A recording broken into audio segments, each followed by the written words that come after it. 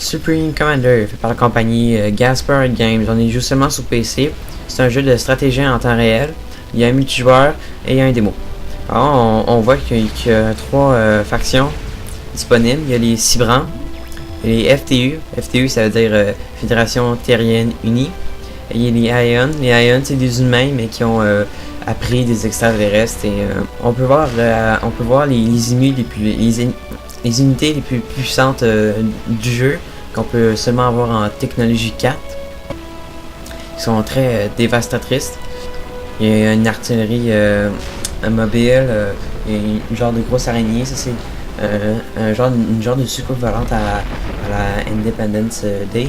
Ça, c'est un Colossus, puis l'autre, c'est un genre de véhicule tout-terrain. Là, ça, c'est une partie déjà chargée. Vous voyez, le tableau, ça montre les scores avec le petit point blanc. Ça, normalement, ça montre une horloge avec le temps. Et il y a des unités qui peuvent passer par l'eau, comme on voit là. Il y a des unités qui doivent avoir transport aérien pour aller de place en place. Et il y a comme les petites unités, il y a des boucliers mobiles. Alors, ils peuvent bien protéger. Ils peuvent aussi très bien se faire détruire aussi.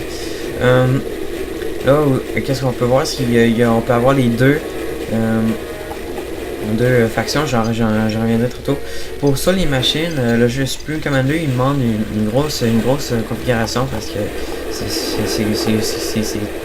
tout bouge là-dedans, puis c'est beau. Alors, pour les machines les moins puissantes, on peut mettre ça en mode 2D.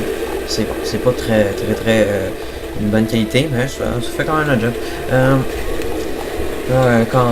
Ça c'est le mode d'attaque. On pèse Shift et on peut dire dans l'ordre, qu'est-ce qu'on veut faire.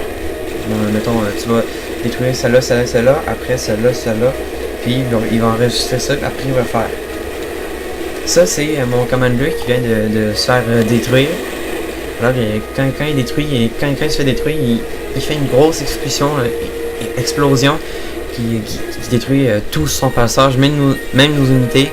Là, je viens de perdre 3 buildings, puis quand même beaucoup d'unités. Alors là, c'est le Colossus qu'on a vu tantôt. Ça prend des ingénieurs, ça en prend beaucoup.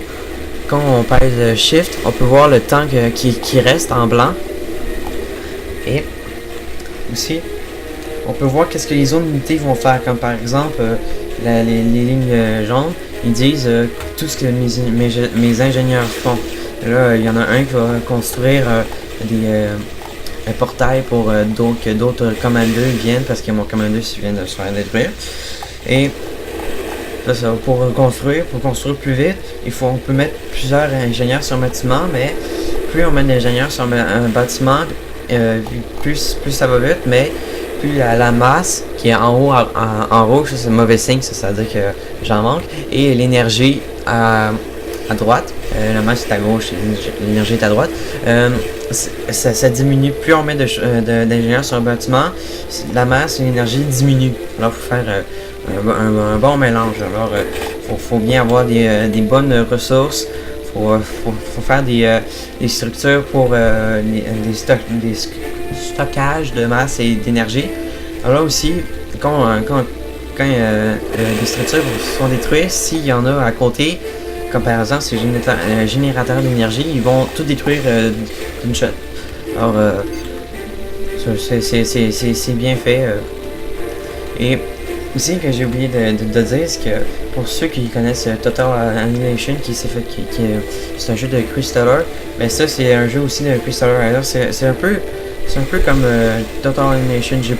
Personnellement, j'ai jamais joué, alors je peux pas vraiment parler de ça, mais que j'ai vu, que j'ai entendu, c'est qu'il prend toutes les fonctionnalités de Total Annihilation, puis il pousse à l'extrême dans ce jeu-là.